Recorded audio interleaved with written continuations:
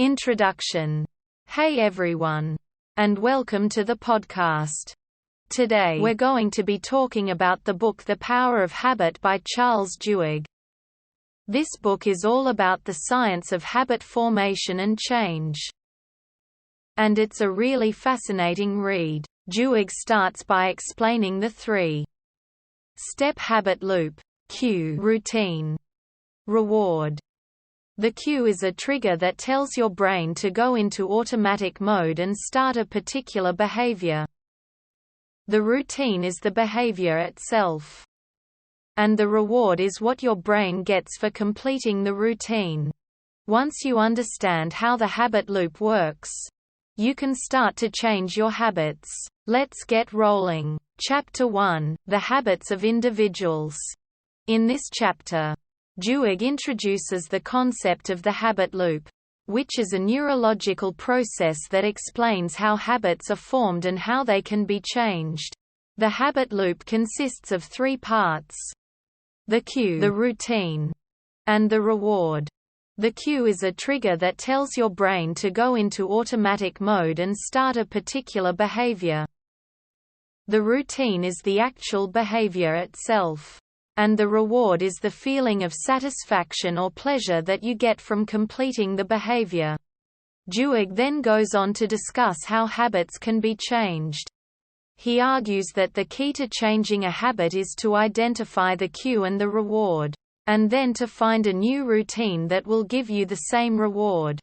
For example, if you want to break the habit of eating junk food, you could identify the cue as being stressed or bored, and you could identify the reward as feeling comforted or satisfied. Then, you could find a new routine that will give you the same reward, such as going for a walk or listening to music. Chapter 2: The Habits of Successful Organizations. In this chapter, Duhigg discusses how successful organizations use the science of habit formation to their advantage. He talks about how companies like Target and Starbucks use data to identify the habits of their customers, and then use that information to influence their buying behavior. He also talks about how companies like Nike and P&G use habit formation to create products that are more likely to be used on a regular basis. Duhigg argues that the ability to understand and influence habits is a powerful tool that can be used to improve businesses, organizations, and even societies. Chapter 3: The Habits of Societies. In this chapter, Duhigg takes a broader view and discusses how habits can shape societies. He talks about how the rise of the automobile led to a change in American habits, and how the rise of the Internet is leading to another change in habits. He also talks about how habits can be used to promote social change, such as the civil rights movement and the fight against smoking. Duhigg argues that habits are powerful forces that can shape our lives in profound ways. He urges us to understand how habits work so that we can use them to improve our own lives and the lives of others. Chapter 4: The Golden Rule of Habit Change. In this chapter, Duhigg shares the golden rule of habit change. If you want to change a habit, you must identify the cue and the reward, and then find a new routine that will give you the same reward. He provides several examples of how this rule can be applied to change habits, such as breaking the habit of smoking or losing weight. Chapter 5: The Power of Small Wins. In this chapter, Duhigg discusses the importance of small wins when it comes to changing habits.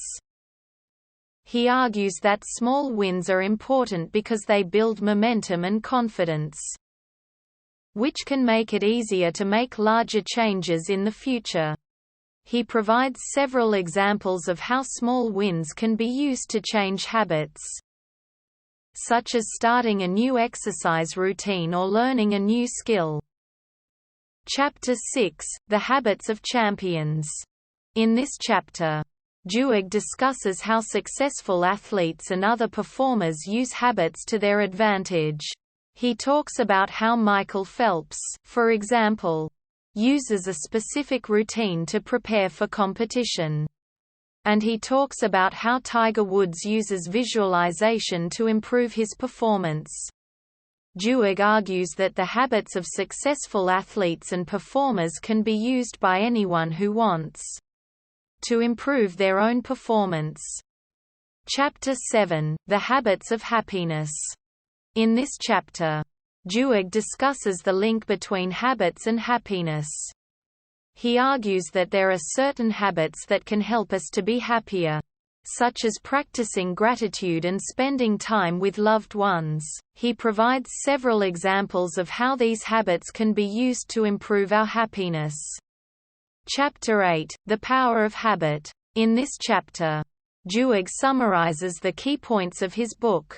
He argues that habits are powerful forces that can shape our lives in profound ways. He urges us to understand how habits work so that we can use them to improve our own lives and the lives of others. Conclusion: The Power of Habit is a fascinating and thought-provoking book that provides a new understanding of how habits work. Duhigg's book is essential reading for anyone who wants to understand how habits can be used to improve their own life.